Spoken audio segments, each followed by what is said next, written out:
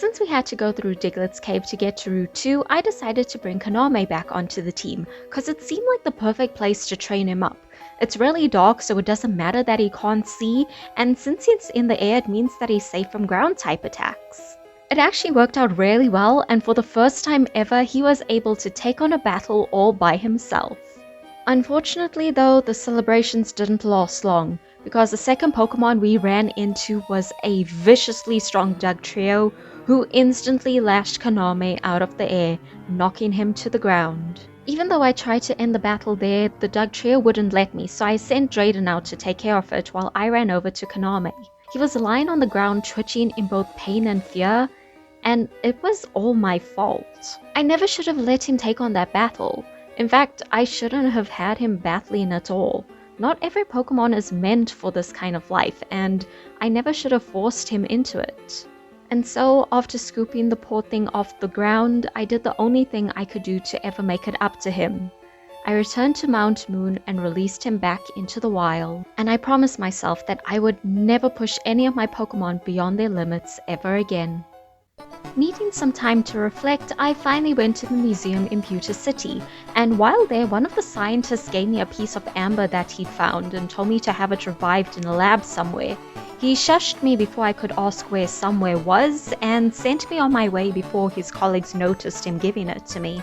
After that odd encounter, I made my way to Route 2 to find Professor Oak's aide, who had a gift for me from the professor for making progress on my Pokédex, the TM for the move Flash, which I guessed was a hint for me to go to Rock Tunnel.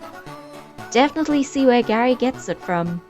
On the way to Rock Tunnel, I ran into Spearow on Route 9, and I really wanted my team to start looking different from Gary's, so I decided to catch him to be the new Flying-type Pokemon on my team, and I gave him the name Kai. I also picked up a Voltorb on Route 10 who I named Kaminari. Now I am well aware that Rock Tunnel is dark, but I wanted to know exactly how dark it was and went in blind. And after bumping into a couple walls, I tripped over what I thought was a rock, but turned out to be a Geodude.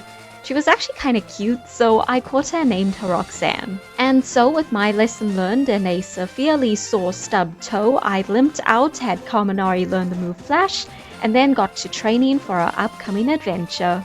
During training, Kai evolved into Fearow and took Keiko's place on the team, and Hikaru, who had actually started stepping up as the lead of my team, evolved into Sandslash.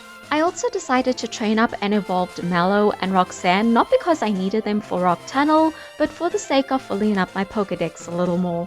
I entered Rock Tunnel with Victor, Hikaru, Kachan, Kai, Drayden, and Kaminari, and thanks to Kaminari knowing Flash, we were able to see exactly where we were going. We came across quite a few people trying to make their way through Rock Tunnel as well, but the only one really worth mentioning was a guy who offered to teach Rock Slide to one of my Pokemon.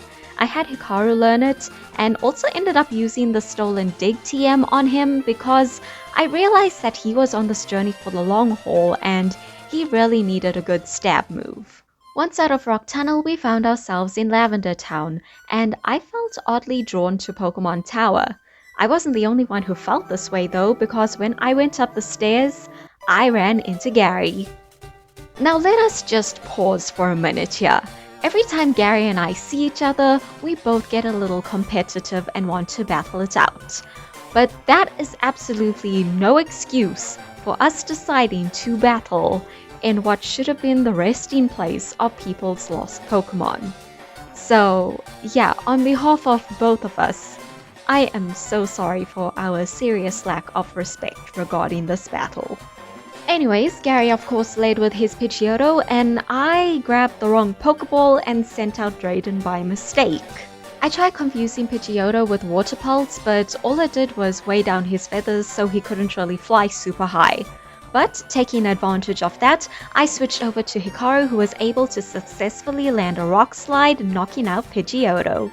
Next, Gary sent out a new Pokemon, Execute, so I sent out Kai, who was able to knock it out with a Peck and a Pursuit. Third was Gary's Kadabra, so I left Kai in and another 2 Pursuits were enough to knock it out. Then Gary sent out his newest Pokemon, a Gyarados, and this thing looked wild. It genuinely looked deranged. I switched over to Kaminari to try and zap it, but Gary's Gyarados started thrashing around aimlessly and sent poor Kaminari rolling off into a wall. Next I sent out Kachan, but before he could even try to wrangle the crazed Gyarados, he too was sent flying, but luckily he grabbed onto a headstone with his tail before he crashed into anything. Next I sent in Victor, who actually managed to stay on his feet after being hit by the out-of-control Gyarados.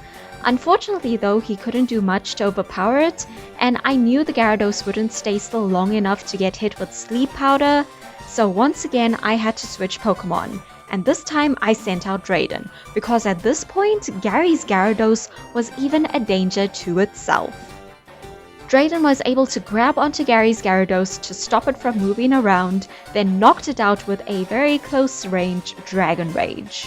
Finally, Gary sent out his Charmeleon, who went down with 2 Water Pulses. This time around, when Gary tried to play off losing to me, I cut him off and gave him a mouthful about training his Pokemon before bringing them into battle.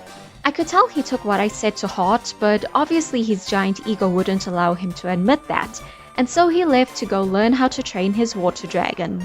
I meanwhile headed off to the Pokemon Center to heal, feeling really lucky that all my Pokemon were leaving the tower alive.